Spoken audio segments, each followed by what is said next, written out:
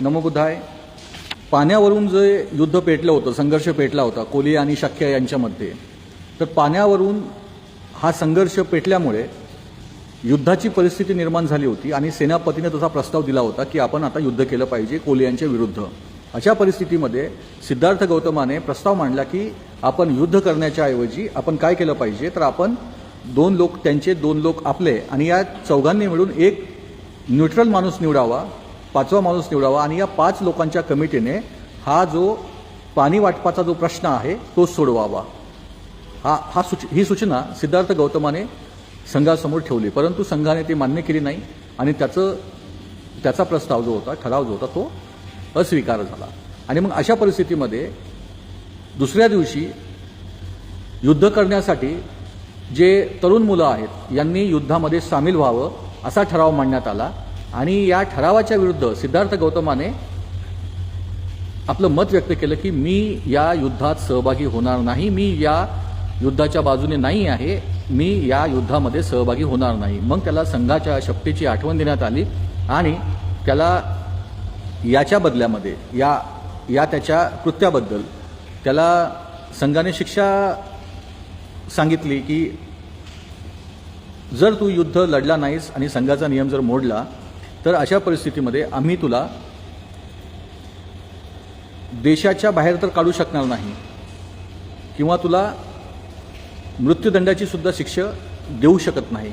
अशा परिस्थितीमध्ये आम्ही उपाय म्हणून तुझ्या वडिलांची सगळी संपत्ती जप्त करू, त्यांच्यावर सामाजिक बहिष्कार टाकू असं सांगितलं.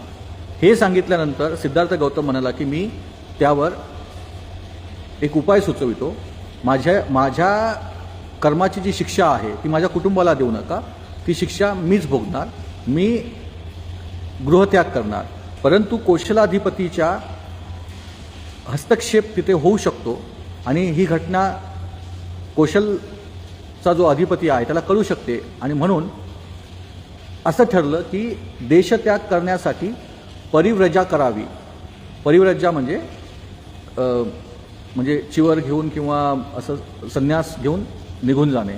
तर अशा परिस्थितीमध्ये ते उपाय सुचविला आणि मग पुढे काय होतं ते आपण आज येथे वाचणार आहोत. शाक्य संघाच्या सभेत जे काही घडले त्याचा वृत्तांत सिद्धार्थ गौतम घरी परतण्यापूर्वीच बराच वेळ अगोदर राजवाड्यात पोहोचला होता. कारण घरी परतताच सिद्धार्थ गौतमाने पाहिले की त्याचे मातापिता रडत आहेत व ते फार दुःखमग्न झाले आहेत. शुद्धोधन म्हणाला, आम्ही युद्धाच्या दुष्परिणामाची चर्चा करीत होतो, पण तू या थरापर्यंत जाशील हे मला कधीच वाटले नाही. मला सुद्धा गोष्टी या थराला जाऊन पोहोचतील असे वाटले नव्हते. शांततेच्या समर्थनासाठी माझ्या युक्तिवादाने मी शाक्यांची मनं वळवू शकेन अशी मला आशा होती. दुर्दैवाने आपल्या सेनाधिकाऱ्याने आपल्या लोकांच्या भावना अशा काही चेतविल्या होत्या की माझ्या म्हणण्याचा त्यांच्यावर काहीही परिणाम झाला नाही. तथापि मी परिस्थितीला अधिक बिघडण्यापासून कसे सावरून धरले हे आपल्या लक्षात आले असेलच. सत्य आणि न्याय यापासून मी परावृत्त झालो नाही आणि सत्याचा आणि न्यायाचा मी पुरस्कार केल्यामुळे जी काही शिक्षा करण्यात येणार होती ती मी माझ्या स्वतःवरच ओढवून घेण्यात यशस्वी झालो. शुद्धोधनाचे या योगाने समाधान झाले नाही. तो म्हणाला, आमचे काय होणार याचा तू विचारच केला नाहीस, पण मी याच कारणामुळे परिव्राजक होण्याचे स्वीकारले. सिद्धार्थाने उत्तर दिले, शाक्यांनी जर तुमची जमीन जप्त करण्याची आज्ञा दिली असती तर त्याचा काय दुष्परिणाम झाला असता याचा आपण विचार करा. पण तुझ्याशिवाय आम्हाला या जमिनीचा काय उपयोग आहे. शुद्धोधन आक्रंदून म्हणाला, सगळ्या कुटुंबानेच हा शाक्यांचा देश सोडून तुझ्याबरोबर अज्ञातवासात का जाऊ नये. रडत असलेली प्रजापती गौतमी शुद्धोधनाच्या म्हणण्याला साथ देत म्हणाली, हेच बरोबर आहे. तू आम्हाला अशा परिस्थितीत टाकून एकटा कसा जाऊ शकतोस. सिद्धार्थ म्हणाला, आई तू क्षत्रियांची माता आहेस हे तू आजपर्यंत नाही का सांगत आलीस. हे खरे नाही का. मग तू धैर्य धरले पाहिजेस. हा दुःखावेग तुला शोभत नाही.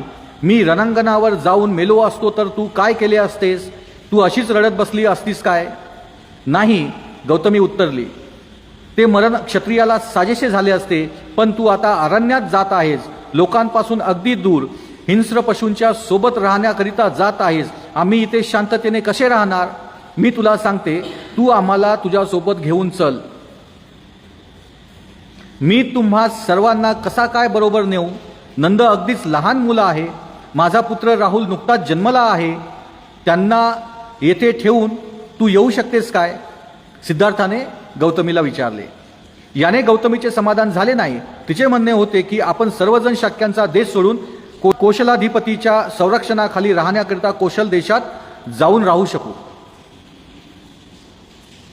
पण आई, सर्व शाक्यजन काय म्हणतील? सिद्धार्थाने प्रश्न केला. याला ते देशद्रोह नाही का समजणार? शिवाय माझ्या परिव्रजेचे कारण कौशलाधिपतीला समजेल असे मी वाचेने वा कृतीने काहीही करणार नाही असे मी त्यांना वचन दिले आहे.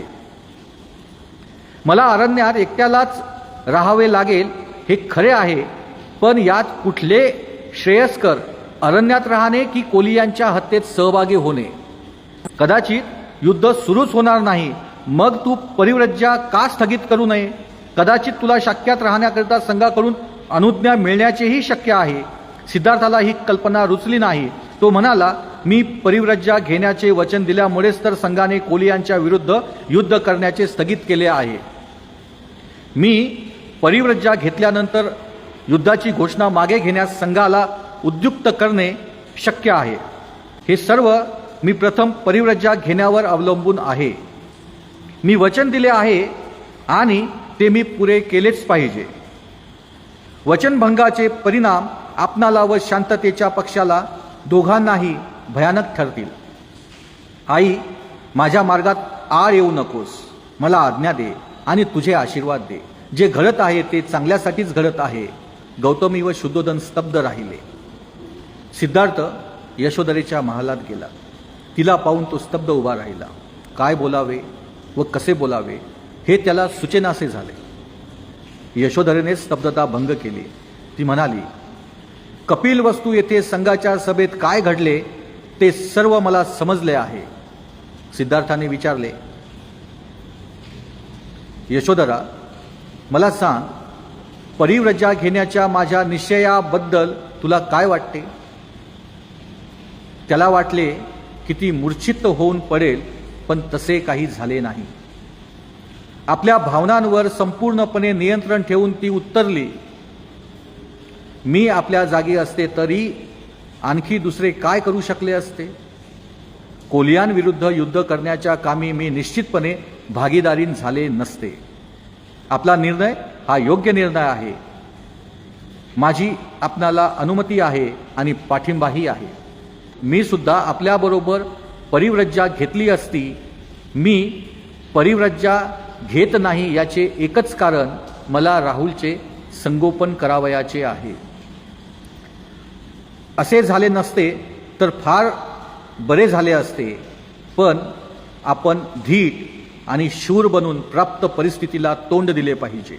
आपल्या मातापित्यांविषयी व आपल्या पुत्राविषयी आपण मुळीच काळजी करू नका. माझ्या शरीरात प्राण असेपर्यंत मी त्यांची देखभाल करीन. ज्या अर्थी आपल्या जवळच्या प्रियजनांना सोडून आपण परिव्राजक होत आहात, त्या अर्थी आपण एक असा नवीन जीवनमार्ग शोधून काढा की तो सकल मानवजातीला कल्याणकारी ठरेल. ही एक केवळ माझी इच्छा आहे. याचा सिद्धार्थ गौतमावर फार मोठा प्रभाव पडला. यशोधरा किती शूर, धैर्यवान, उदात्त मनाची स्त्री, यशोधरा किती शूर, धैर्यवान, उदात्त मनाची स्त्री आहे याची पूर्वी कधी न आलेली प्रचिती त्याला आली. आणि अशी पत्नी लाभल्याबद्दल आपण किती भाग्यवान आहोत. आणि अशा पत्नीचा व आपला वियोग दैवाने कसा घडवून आणला याची त्याला प्रथमच कल्पना आली. त्याने राहुलला आणण्यासाठी तिला सांगितले की त्याच्या वात्सल्य दृष्टीने त्याने त्याच्याकडे पाहिले आणि तो निघून गेला. या ठिकाणी आपण बघितलं की शुद्धोधन याला सुद्धा सिद्धार्थ गौतम समजावतात. गौतमी तर ऐकायलाच तयार नव्हती, ती त्याच्यासोबतच यायला तयार होती. तिला सुद्धा सिद्धार्थ गौतम समजावतात. आणि त्यांची पत्नी यशोधरा हिच्याशी ज्यावेळेस संवाद करतात त्यावेळेस त्यांना हे जाणवते की ती किती धैर्यवान आहे. ती अशा परिस्थितीत काय सांगते की तुम्ही जरी परिव्राजक म्हणून गेला तरी आपल्या मुलाची, आपल्या संसाराची, आपल्या आईवडिलांची, आपल्या सगळ्या या कुटुंबाची काळजी घेण्याचं, त्यांचं लालनपोषण करण्याची जबाबदारी ती स्वीकारते. यावरून ती किती धैर्यवान आणि संघर्षशील स्त्री आहे याची आपल्याला जाणीव होते. असे असताना सुद्धा ती किती मोठी तत्वचिंतक होती याची सुद्धा माहिती या ग्रंथाच्या माध्यमातून आपल्याला मिळते. कारण ती सिद्धार्थ गौतमाला एक काय देते, मकसद देते. कशासाठी सिद्धार्थ गौतमाने परिव्राजक झालं पाहिजे. ती काय म्हणते की तुम्ही असा एक जीवनमार्ग शोधून काढा की जो सकल मानव जातीला कल्याणकारी ठरेल. म्हणजे ही जी गोष्ट आहे तर सिद्धार्थ गौतमाला ती परिव्राजक का व्हावे, त्याने परिव्राजक होऊन काय केलं पाहिजे याचं जे उत्तर आहे ती यशोधरा सांगते. आणि अशा प्रकारे सिद्धार्थ गौतमाच्या या परिव्रजेला एक महत्त्व प्राप्त होते की त्यांनी ती परिव्रजा का घेतली पाहिजे. राहुलला भेटून सिद्धार्थ गौतम निघून जातात. गृहत्याग. सिद्धार्थाने भारद्वाजाच्या हस्ते परिव्रजा घेण्याचा विचार केला. भारद्वाजाचा आश्रम कपिलवस्तूमध्ये होता. त्याप्रमाणे तो दुसरे दिवशी आपला आवडता घोडा कंठक यावर आरूढ होऊन आपला आवडता सेवक छन्न याला बरोबर घेऊन आश्रमाकडे निघाला. तो जसा जसा आश्रमाच्या जवळ आला तसतसे एखाद्या नवीन येणाऱ्या नवरदेवाला पाहण्यासाठी यावे तशी अनेक स्त्री पुरुषांनी बाहेर येऊन त्याला भेटण्यासाठी दारापाशी एकच गर्दी केली.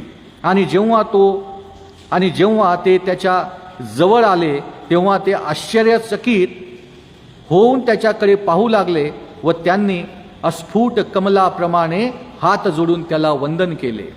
ते त्याच्या सभोवती उभे राहिले. त्यांची अंतःकरणे भावाकुल झाली होती. जणू काही प्रेमाने प्रफुल्लित होऊन पण निश्चल नयनांनी ते त्याला प्राशन करीत होते. काही स्त्रियांना वाटले की तो साक्षात कामदेवाचा अवतारच आहे, कारण तशा सुंदर लक्षणांनी तो जात्याच सालंकृत होता. काहींना तर त्याची कोमलता व राजचर्या पाहून आपल्या दिव्य किरणांनी युक्त असा चंद्रच पृथ्वीवर प्रत्यक्ष उतरलेला आहे असा तो भासला. दुसऱ्या काही जणी त्याच्या सौंदर्याला भाळून जणू काय त्याला गिळून टाकावे म्हणून जांभया देत होत्या आणि एकीमेकींकडे नजरा रोखून हलकेच निश्वास टाकीत होत्या. अशा प्रकारे स्त्रिया त्याच्याकडे नजरा लावून केवळ पाहत राहिल्या होत्या. त्यांच्या मुखातून शब्द येत नव्हता की त्यांच्या चेहऱ्यावर स्मित येत नव्हते. परिव्रजा घेण्याच्या त्यांच्या निर्णयाचा विचार करीत दिग्मूढ स्थितीत त्याच्या भोवती त्या उभ्या राहिल्या. मोठ्या प्रयासाने त्या गर्दीतून त्याने आपली सुटका करून घेतली आणि आश्रमाच्या दारात प्रवेश केला. आपण परिव्रजा घेत असताना शुद्धोधनाने व प्रजापती गौतमीने तेथे उपस्थित राहावे हे सिद्धार्थाला आवडले नाही. कारण त्याला ठाऊक होते की दुःखावेगाने ती स्वतःला सावरून धरू शकणार नाहीत. परंतु ती त्याच्या नकळत अगोदरच आश्रमात येऊन पोचली होती. आश्रमाच्या आवारात प्रवेश करताच तेथे जमलेल्या लोकात आपले मातापिता असल्याचे त्याने पाहिले. आपल्या मातापित्यास पाहताच तो प्रथम त्यांच्या जवळ गेला आणि त्याने त्यांचा आशीर्वाद मागितला. त्यांच्या भावना इतक्या दाटून आल्या होत्या की त्यांच्या मुखातून एक शब्दही बाहेर पडत नव्हता. त्यांनी रडून त्याला कवटाळून धरले आणि आपल्या अश्रूंनी न्हावून काढले. छन्नाने कंटकाला आश्रमातील एका झाडापाशी बांधून तो तेथे उभा होता. शुद्धोधन व प्रजापती रडत असलेली पाहून त्यालाही भरून आले आणि तो रडू लागला. मोठ्या कष्टाने सिद्धार्थ आपल्या माता पित्यांपासून दूर झाला व छन्न जेथे उभा होता तेथे गेला. त्याने त्याला आपले कपडे व अलंकार घरी परत नेण्यासाठी दिले. त्याने परिव्राजकाला आवश्यक असे आपले मुंडन करून घेतले. त्याचा चुलत भाऊ महानाम याने परिव्राजकाला योग्य अशी वस्त्रे व भिक्षापात्र आणले होते. सिद्धार्थाने ते वस्त्र परिधान केले. अशा प्रकारे परिव्राजकाच्या जीवनात प्रवेश करण्याची पूर्वतयारी करून सिद्धार्थ परिव्रजेची दीक्षा घेण्याकरिता भारद्वाजापाशी गेला. भारद्वाजाने आपल्या शिष्यांच्या सहाय्याने आवश्यक तो संस्कारविधी केला आणि सिद्धार्थ गौतम परिव्राजक झाल्याचे जाहीर केले. परिव्रज्जा घेण्याची व विलंब न लावता शाक्य राज्याच्या सीमेबाहेर जाण्याची आपण शाक्य संघाच्या समोर दुहेरी प्रतिज्ञा केली असल्याचे स्मरण ठेवून परिव्रज्जेचा संस्कार आटोपल्यानंतर लगेच सिद्धार्थ आपल्या प्रवासाला निघाला. तो जो जनसमुदाय आश्रमात जमला होता तो नेहमीपेक्षा फार मोठा होता, कारण गौतमाला परिव्रज्जा घ्यावयाच लागणारी परिस्थितीच मोठी असाधारण होती. राजपुत्र आश्रमाच्या बाहेर पडतात तो जनसमुदायही त्याच्या मागोमाग जाऊ लागला. त्याने कपिलवस्तू सोडले आणि तो अनोभा नदीच्या दिशेने जाऊ लागला.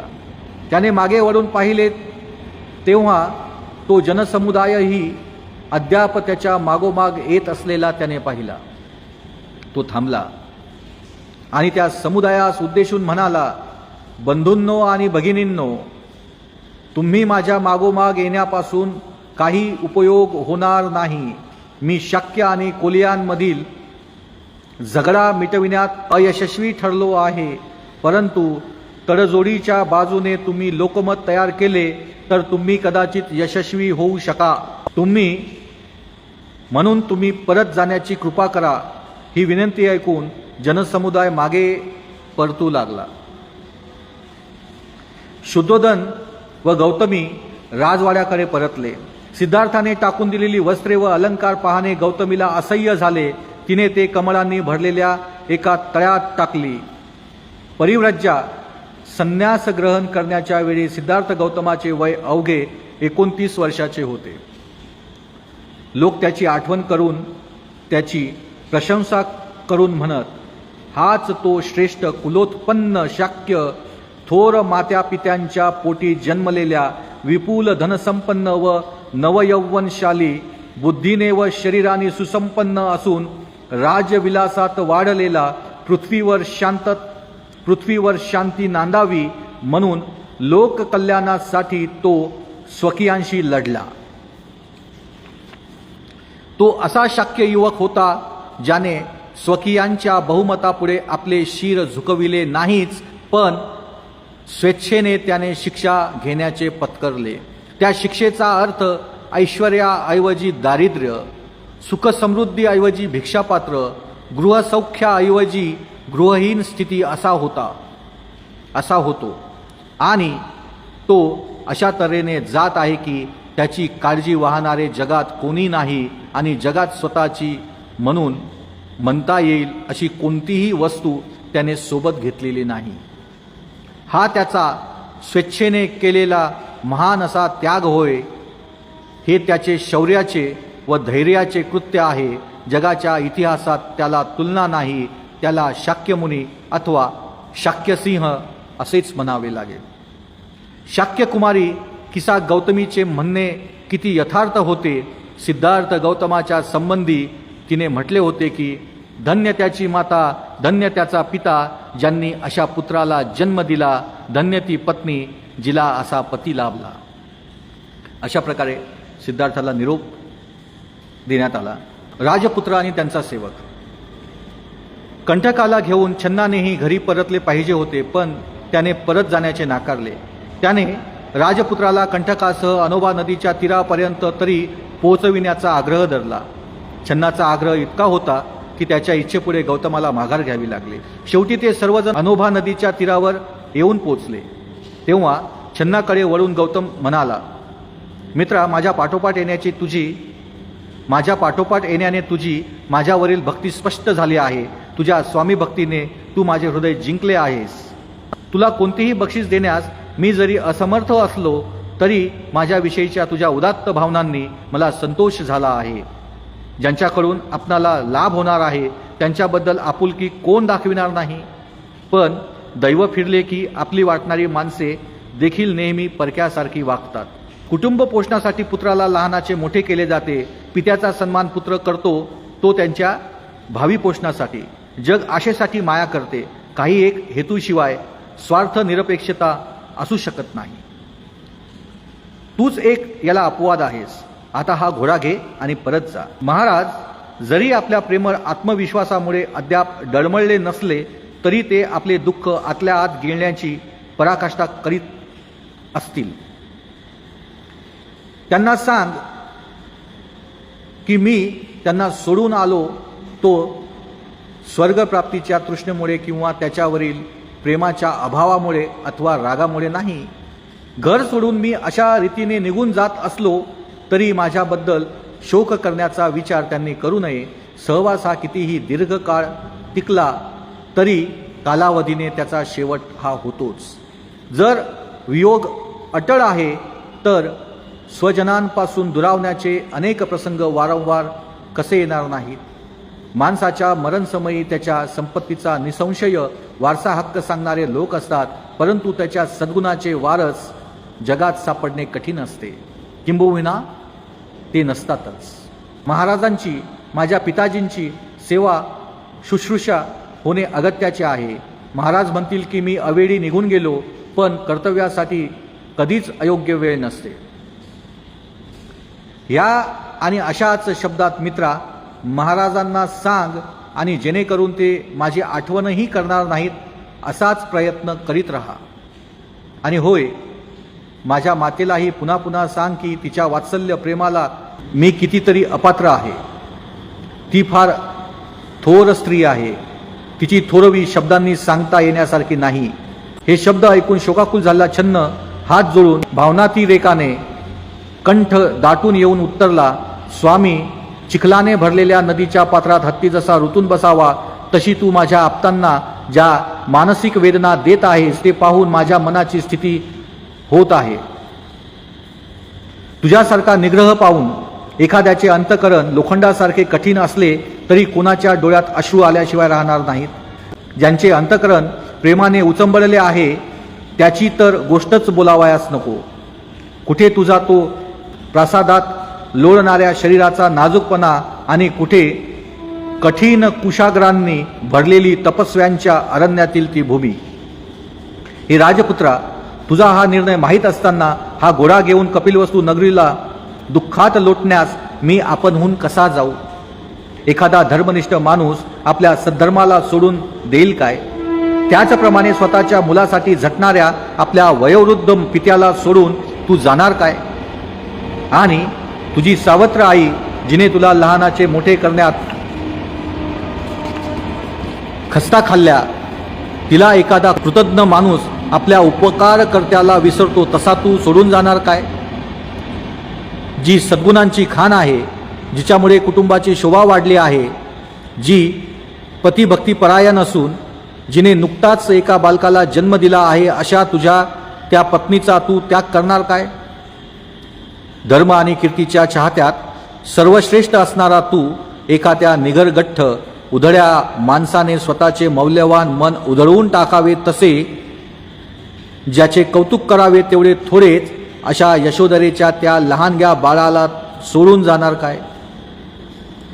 आणि तू तुझे आप्त नातलग व राज्य सोडून जाण्याचा जरी निर्धार केला असलास तरी हे अन्नदात्या, तू मला सोडून जाणार नाहीस असा मला विश्वास आहे, कारण तुझे पाय हेच माझे आश्रयस्थान आहे. अशा प्रकारे माझे अंतकरण तुझ्यासाठी होरपळून निघत असताना तुला असा एकटा अरण्यात मागे टाकून मी परत नगराकडे जाऊच शकत नाही.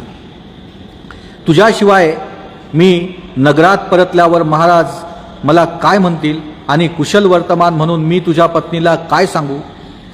राजाजवळ माझी बदनामी पुन्हा पुन्हा कर असे तू सांगतोस, पण ते कोण खरे मानेल आणि कोण त्यावर विश्वास ठेवेल? छन्न पुढे म्हणाला, आणि जरी निर्लज्ज मनाने आणि जीभ टाळ्याला चिटकवून मी तसे बोलण्याचा प्रयत्न केला तरी महाराजांना ते पटणार का? जो नेहमी प्रेमळ आहे आणि जो दुसऱ्यावर दया करण्यास कधीही विसरत नाही, अशा माणसाला आपल्यावर प्रेम करणाऱ्या व्यक्ती सोडून जाणे मुळीच शोभत नाही. म्हणून मागे फिर आणि माझ्यावर दया कर. दुःखाकुल छन्नाचे ते शब्द ऐकून अगदी हळुवारपणे सिद्धार्थ गौतमाने म्हटले, छन्ना, माझ्या वियोगाचे दुःख सोडून दे. अनेक जन्माच्या फेऱ्यात सापडलेल्या प्राण्यांच्या बाबतीत बदल हा अटळ आहे. प्रेमामुळे मी माझ्या आप्त नातलगांना सोडले नाही तरी मृत्यू आम्हाला अगतिकपणे एकमेकात सोडण्यास भाग पाडी.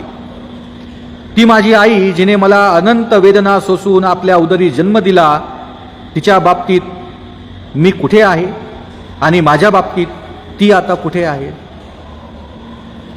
पक्षी जसे आपल्या निवाऱ्यासाठी झाडावर एकत्र जाऊन बसतात आणि नंतर एकमेकांपासून दूर जातात, तसे प्राणीमात्रांच्या सहवासाला शेवट न चुकता वियोगातच होतो. ढग जसे जवळजवळ येऊन पुन्हा दूर दूर जातात, तसाच मी प्राणीमात्रांचा सहवास व वियोग मानतो. आणि ज्या अर्थी एक दुसऱ्याची फसवणूक करीत हे सर्व जग चालले आहे, त्या अर्थी भीतीदायक असणाऱ्या संयोग काळात हे माझे ते माझे असे मानणे बरोबर नाही. आणि म्हणून ज्या अर्थी हे सत्य आहे त्या अर्थी माझ्या भल्या मित्रा, तू दुःख करू नकोस, परत जा. आणि जर तुझ्या प्रेमामुळे तू घोटाळत असशील तर तू आधी जा आणि नंतर परत ये. माझ्याबद्दल वाईट न बोलता कपिलवस्तूंच्या लोकांना जाऊन सांग की सिद्धार्थावर प्रेम करण्याचे सोडा, त्याचा निर्धार ऐका. स्वामी आणि सेवक यांच्यामधील हा संवाद ऐकून एका उमद्या कंठक घोड्याने आपल्या जिभेने सिद्धार्थाचे पाय चाटले आणि टपटप उष्ण अश्रू ढाळले. ज्याची बोटे एकमेकांशी जुळलेली, ज्यावर स्वस्तिकाचे शुभचिन्हे आणि ज्याचे तळवे मध्ये खोलगट होते, अशा आपल्या हाताने गौतमाने कंठक घोड्याच्या पाठीवर थोपटले आणि एखाद्या मित्रासारखा तो त्याला म्हणाला, अश्रू ढाळू नकोस, अश्रू ढाळू नकोस कंठका, आवडते अश्रू, तुझ्या कष्टाचे तुला लवकरच फळ मिळेल. त्यानंतर छन्नाने आपल्या मार्गाला लागण्याची वेळ आली आहे हे जाणून ताबडतोब गौतमाच्या काशाय वस्त्रांना नमन केले. कंठक आणि छन्न यांचा निरोप घेऊन गौतम आपल्या मार्गाने जाऊ लागला. अशा रीतीने स्वतःच्या राज्याची तमा न बाळगता हलक्या वस्त्रानिशी ऋषीवनाकडे जाणाऱ्या आपल्या मालकाला पाहून त्या छन्नाने आपले बाहू पसरवून मोठा आक्रोश केला आणि तो जमिनीवर लोळू लागला. पुन्हा पुन्हा मागे वळून पाहत तो मोठमोठ्याने रडू लागला.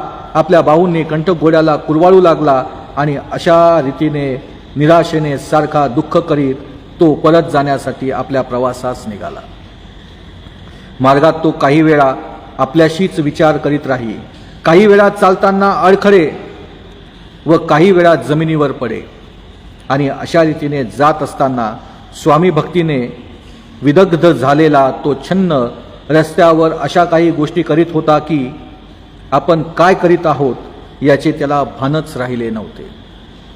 अशा प्रकारे छन्न आणि कंठक याला सोडून सिद्धार्थ पुढे गेला.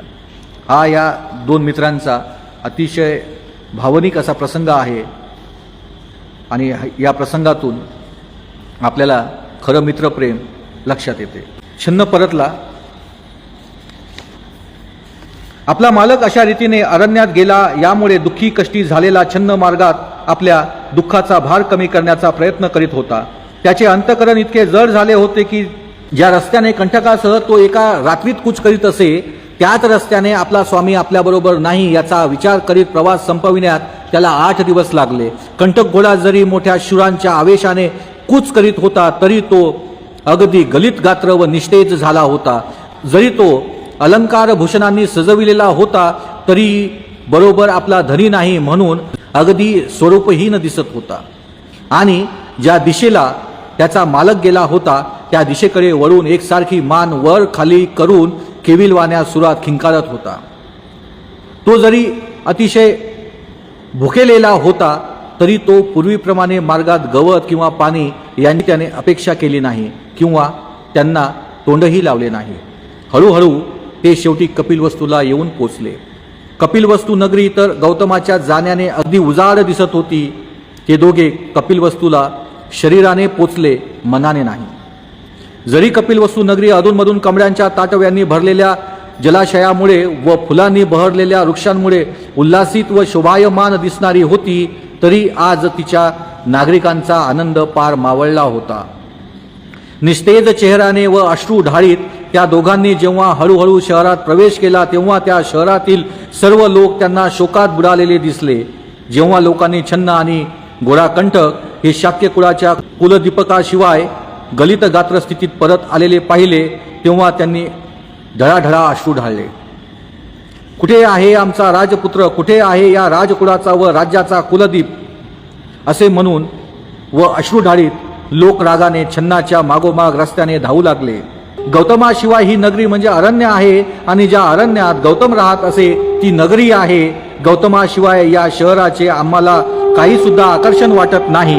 इतक्यात राजपुत्र आला असा हर्षोद्गार काढीत नगर युवती रस्त्याच्या बाजूच्या खिडकीतून गर्दी करून पाहू लागल्या. परंतु जेव्हा त्यांनी घोड्याची पाठ रिकामी पाहिली तेव्हा धडाधड खिडक्या बंद करून त्या आक्रोशाने रडू लागल्या. अशी परिस्थिती होती कपिलवस्तूची. आता कुटुंबाची काय परिस्थिती होती? शुद्धोदनाची कुटुंबीय मंडळी छन्न परत येण्याची आतुरतेने वाट पाहत होती. त्यांना आशा होती की छन्न सिद्धार्थ गौतमाला घरी परत येण्यास भाग पाडील. राजाच्या अश्वशाळेत शिरताच कंटक घोडा आपले दुःख राजमहालातील लोकांना कळवण्यासाठी मोठ्याने खिंकाळला. राजाच्या अंतपुराच्या जवळपास असलेले लोक आपल्या मनाशीच म्हणाले, ज्या अर्थी घोडा कंटक खिंकाळत आहे त्या अर्थी राजपुत्र गौतम परत आला असावा. आणि दुःखाने मूर्छित झालेल्या स्त्रिया हर्षाने बेहोश होऊन डोळे विस्फारित राजपुत्राला पाहण्याच्या आशेने राजमंदिराच्या बाहेर आल्या. परंतु त्यांची मोठी निराशा झाली. राजपुत्राशिवाय केवळ कंटक घोडाच त्यांना दिसला.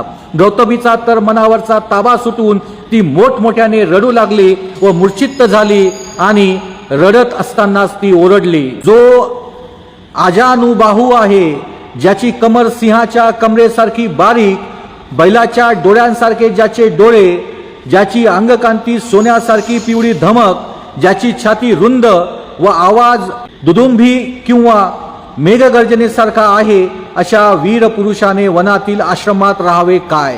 असा सर्व गुणसंपन्न वीर पुरुष आपणापासून निघून गेल्यामुळे ही पृथ्वी त्या थोर कार्य करणाऱ्या अद्वितीय पुरुषाच्या बाबतीत राहण्यास खरोखर अयोग्य अशीच झाली आहे. ज्याची बोटे सुंदर स्नायूंनी जोडलेली आहेत, ज्याचे घोटे स्नायूखाली लपलेले, नीळकमळासारखे दिसणाऱ्या व मध्यावर चक्रचिन्ह धारण करणाऱ्या अशा त्या सुकोमल दोन पायांनी तो त्या खडकाळ प्रदेशात कसा बरे राहू शकेल? ज्यांच्या शरीराला उंची वस्त्रे, प्रावरणे, सुगंधी अत्तरे व चंदनाने सजविलेल्या प्रासादाच्या गच्चीवर पहुडण्याची सवय, तो पौरुष संपन्न देह अरण्यात थंडी वारा व ऊन पावसाच्या माऱ्याला नेहमी मोकळ्या असलेल्या अरण्यात कसा बरे राहू शकेल? ज्याला आपले कुटुंब, चांगुलपणा, सामर्थ्य, शक्ती, विद्वत्ता, सौंदर्य व तारुण्य याचा अभिमान वाटतो, तो नेहमी दान करण्यास सिद्ध असतो पण घेण्यास नसतो. तो दुसऱ्याकडून भिक्षा मागत कसा काय फिरू शकेल? जो स्वच्छ सुवर्ण शय्येवर झोपला असताना वाद्यवृंदांच्या नाद माधुर्याने रात्री ज्याला जागे केले जाते, तो माझा संन्याशी उघड्या जागेवर अस्ताव्यस्त पसरलेल्या फाटक्या चिंध्यावर कसा काय झोपणार? हाय रे देवा! हा असा हृदयद्रावक शोक ऐकून तेथील स्त्रिया एकमेकींच्या गळ्यात गळा घालून थरथरणाऱ्या वेली जशा आपल्या फुलातून मध गाळतात तशा आपल्या डोळ्यातून अश्रुधारा गाळीत होत्या.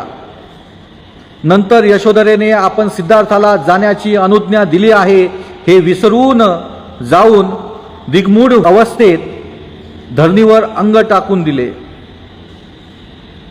मी त्यांची धर्मपत्नी असताना ते मला कसे सोडून गेले? त्यांनी मला विधवा करून मागे ठेविले. त्यांनी आपल्या धर्मपत्नीला आपल्या नवीन जीवनक्रमाची भागीदारी करावयास पाहिजे होते. मला स्वर्गप्राप्तीची अपेक्षा नाही. मला एकच इच्छा आहे की माझ्या प्रियपतीने मला या किंवा दुसऱ्या जगात एकटीला मागे ठेवून जाऊ नये. विशाल डोळे व प्रसन्न हास्य असलेल्या माझ्या पतीच्या मुखाकडे पाहण्यास मी जरी अपात्र असले तरी या बिचाऱ्या राहुलाने आपल्या पित्याच्या मांडीवर कधीही खेळू नये काय? हाय रे देवा, त्या सुज्ञ पुरुष नायकाचे अंतकरण किती निष्ठुर, त्याच्या सुकोमल सौंदर्याप्रमाणे ते भासत असले तरी किती निर्दय व क्रूर. शत्रूलाही मोहित करील अशा बोबड्या बोलाच्या ह्या बालकाला आपण होऊन कोण बरे सोडून जाईल. माझे हृदय खरोखर मोठे कठोर आहे, होय अगदी दगडाचे किंवा लोखंडाचे बनलेले असावे, कारण त्या हृदयाचा नाथ सुखोपभोग घेण्यास समर्थ असताना व एखाद्या पोरक्यासारखा आपले सर्व राजवैभव सोडून देऊन अरण्यात गेला असतानाही त्या हृदयाला तडा गेला नाही. पण मी काय करू, आता मला हे दुःख सहनच होत नाही. अशा तऱ्हेने दुःखाने मूर्छित होऊन यशोधरा एकसारखी आक्रंदत होती. स्वभावतः जरी ती संयमशील होती तरी तिच्या या दुःखद स्थितीने तिच्या मर्यादेचा बंधारा फुटला होता. अशा प्रकारे दुःखाने दिग्मूढ होऊन मोठमोठ्याने आक्रंदत जमिनीवर पडलेल्या यशोधरेला पाहून सर्व स्त्रिया मोठ्याने ओरडल्या आणि मोठाल्या कमळांवर पावसाच्या सरीचा मारा व्हावा तसा अश्रूंच्या नद्या त्यांच्या डोळ्यातून गालांवर वाहू लागल्या. छन्न आणि कंटक परत आले हे ऐकून आणि आपल्या मुलाचा दृढनिश्चय समजताच दुःखित होऊन राजा शुद्धोदन धरणीवर पडला. दुःखविवळ झालेल्या शुद्धोदनाला सेवकांनी सावरून धरले. तेवढ्यात त्यांनी अश्रूंनी डबडबलेल्या डोळ्यांनी त्या घोड्याकडे पाहिले आणि जमिनीवर अंग टाकून विव्हळून तो रडू लागला.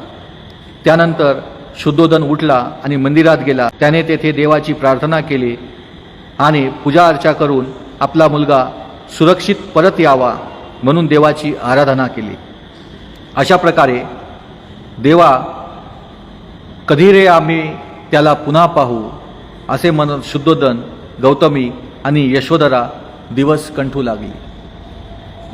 अशा प्रकारे हा जो सिद्धार्थाचा निरोप आपण या ठिकाणी बघितला, अतिशय भावनाविवश असा हा सिद्धार्थ गौतमाचा निरोप होता. आपण यापुढे सिद्धार्थ गौतमाने निरोप घेतल्यानंतर परिव्रजा ग्रहण केल्यानंतर काय होते हे आपण पुढे बघूयात. आज इथेच थांबूयात. नमो बुद्धाय. जय भीम.